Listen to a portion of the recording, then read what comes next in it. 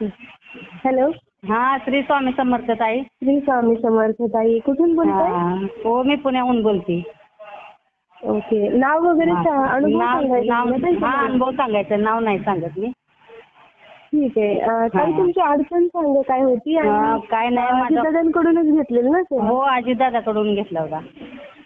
ठीक ठीक ठीक. तुमची अडचण सांगा आणि कुठला उपाय केला आणि त्यानंतर काय अनुभव आला हे पण सांगा. हो, मुलासाठीच केला होता. मुलगा माझा म्हणजे काम धंदा काही सुद्धा बघत नव्हता.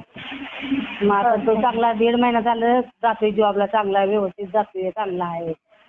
आणि दादांनी मला सांगितलं म्हणजे असं मी सगळंच करते ना, दादा जेवढं थोडं मला जेवढं पटतेल तेवढं सगळं मी करते. आपल्या ग्रुपवर येतात ते? हो हो.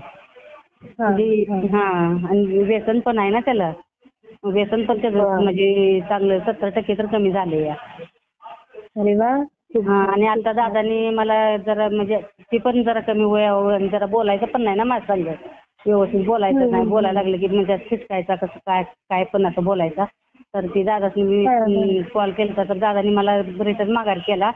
तर दादा म्हणले की हनुमान चालीसा वाचा, चारमुखी दिवा लावून. तर ते इथं कसं झालं, हा शिटकी दिवा लावून, तर ते इथं मंदिर नाही, मग मी घरीच मी करते ना. घरीच करते. म्हणजे हनुमान मंदिरात जाऊन चारमुखी दिवा लावायचा? हा, हनुमान चालीसा असं तुम्हाला सांगितलं होतं? हा. साधारणतः किती दिवसापासून हा उपाय करत होते? कशाचा? हनुमान चालीसाचा? हो.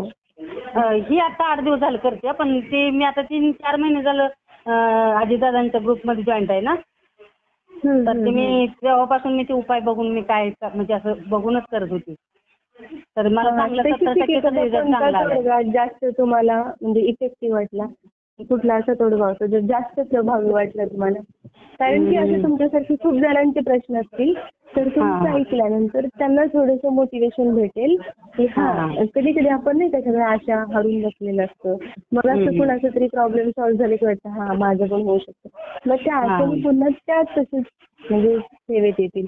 म्हणून विचारलं की असं कुठला स्पेसिफिक तोडगा होता जो जास्त एक आपलं झालं चारमुखी दिवा ते तुम्ही हनुमान मंदिरात दादानी सांगितलं रोज तुम्ही स्वतः म्हणत होता ना ही मुलासोबत? तारक मंत्राचं पण मी पाणी देते नेहमीच. तारक मंत्राच्या पाण्यानं पण मला चांगला रिझल्ट चांगला आलाय. बर.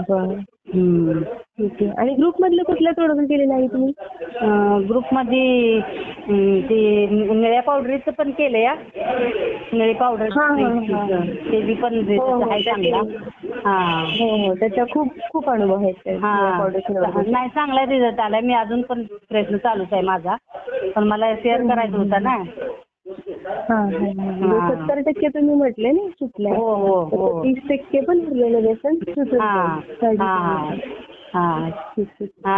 काय सांगाल तुमच्यासारखे असे बाकीचे जे ऐकत आहेत बाबा खूप अडचणीत आहेत त्यांच्यासाठी काय सांगाल तुम्ही? मी माझ्याकडून जेवढं मला म्हणजे माझ्या जवळचे आहेत ना, मी त्यांना सांगते आणि ते करतात आणि त्याच्यानी पण चांगलं रिझल्ट येते. खूप छान. म्हणजे थोडक्यात तुम्ही तोडगे फॉलो करा, रिझल्ट मिळतो.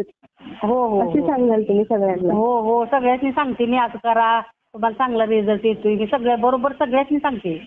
नाही म्हटलं तर 8-10 असं सांगते ना, तुम्ही करा की असं चांगलं रिझल्ट येते असं म्हणून सांगते.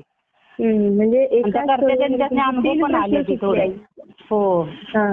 आणि तुमच्यासाठी 3 प्रश्न सुटले. एक मुलाचं व्यसन, दुसरा मुलाचा जॉब, आणि जर तुम्हाला मुलगा बोलत नव्हता 3 असे 3 प्रश्न.